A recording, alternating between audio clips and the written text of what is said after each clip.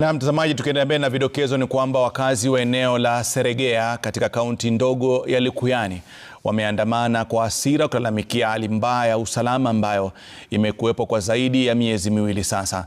Katika kipindi cha chini ya wiki mbili, watu 4 wameuawa kinyama na hakuna washukiwa wanaokamatwa licha ya visa kuongezeka. Wakazi hao sasa wanataka maafisa wote wa polisi kuondolewa katika eneo hilo, wakidai wamelaza damu kwa wakiendelea kupoteza maisha.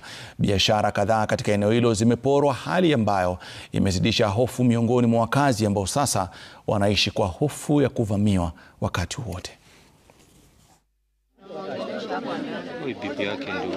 Ni jambo la kusitiza kwamba visa ya utovu wa security imerudi chini sana, kwa sababu nikianzia hapo nyuma, hata mimi mwenyewe walikuja wakavunja duka yangu, wakaiba vitu, wakaenda.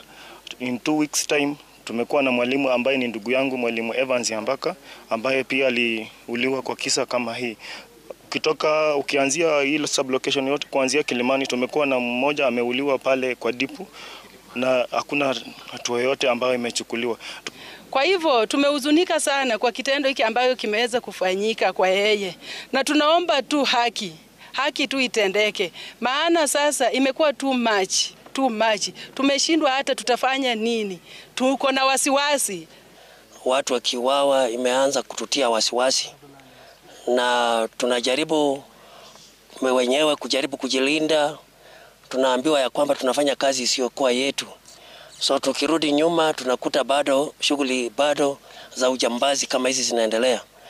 Hii jambo ambalo linaendelea kwamba polisi anapigwa transfer alafu anarudishwa pahali alikuwa. Nataka kuuliza swali ya kwamba Kenya hii yote hakuna pahali pengine ambapo tunaweza patiwa polisi mwingine. Lazima ule mwenye alikuwa hapa 3 years ago anarudishwa. Mimi naona hiyo kwa upande wa usalama